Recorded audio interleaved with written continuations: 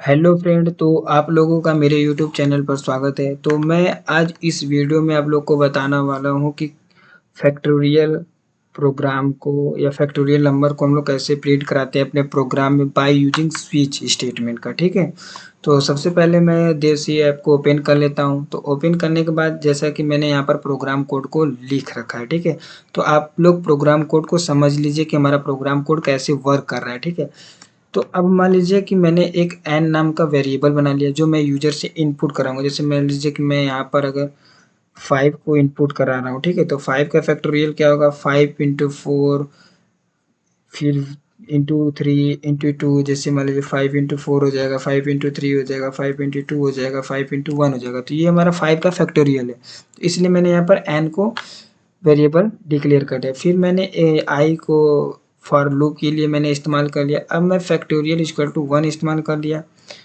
फिर जो हमारा सी एच है, ठीक है, मैं जो सी एच है ये हमारा चॉइस है, मतलब कि यूजर के चॉइस के अनुसार मैं नंबर को एंटर कराऊंगा।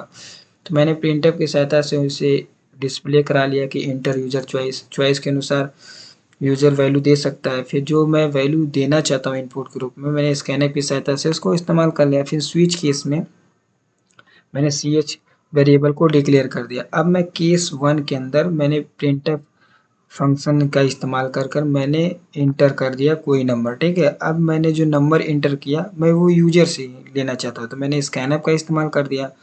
अब मैं लूप के अंदर मैं कंडीशन देना चाहता हूँ कि जो फॉर रहेगा आई इक्वल टू 1 से स्टार्ट होगा और I less than equal to N, फिर आई प्लस प्लस, और इसमें मेरा स्टेटमेंट रहेगा कि F equal to F percent I. तो हमारा जो हो जाएगा वैल्यू प्रिंट होकर आ जाएगा एफ।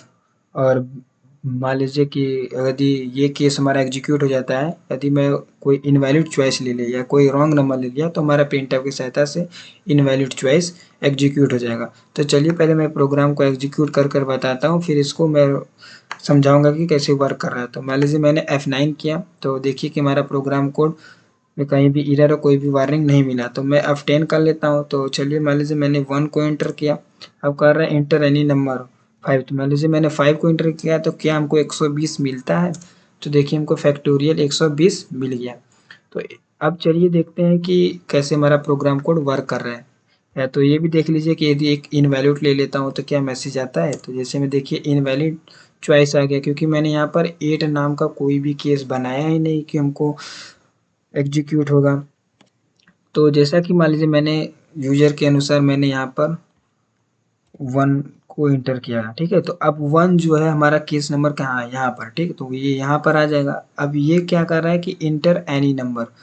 तो मैं यहाँ से मान लीजिए कि अब कोई नंबर इंटर कर ले रहा हूँ। मान लीजिए मैंने 5 को इंटर किया, ठीक है, अब जो है 5 जो है यहाँ पर आ जाएगा। ठीक है, तो 5, अब देखिए जो है आई इक्वल टू मेरा 1 है, तो आई जो है 5 से बड़ा है कि छोटा है? तो 1 छोटा है 5 से, तो ये हमारा एग्जीक्यूट होगा। तो f equal to F into 1 हो जाएगा। तो f हमारा क्या है यहाँ पर 1 है, तो 1 इंटू 5 हो जाएगा, 1 इंटू 5। तो ये वैल्यू हमारा हो जाएगा 5, तो ये स्टोर हो जाएगा 5। तो f इक्वल टू हो जाएगा क्या, 5। फिर ये हमारा डिक्रीमेंट होगा, मतलब कि ये वैल्यू जो होगा प्रिंट हो जाएगा। तो फिर इसी प्रकार से ये लूप चलेगा। फिर एक बार वैल्यू 4 होगा, फिर एक वैल्यू 3 होगी, फिर ये वैल्यू 2 होगी, फिर ये वैल्यू 1 होगी। तो इस प्रकार से हमारा यह प्रोग्राम कोड एग्जीक्यूट होगा। यदि कोई वीडियो में कोई भी डाउट हो तो आप कमेंट करें, जिससे मैं आपको सॉल्यूशन प्रोवाइड करा सकूँ। यदि वीडियो अच्छी लगी हो तो चैनल को लाइक एंड सब्सक्राइब जरूर करें।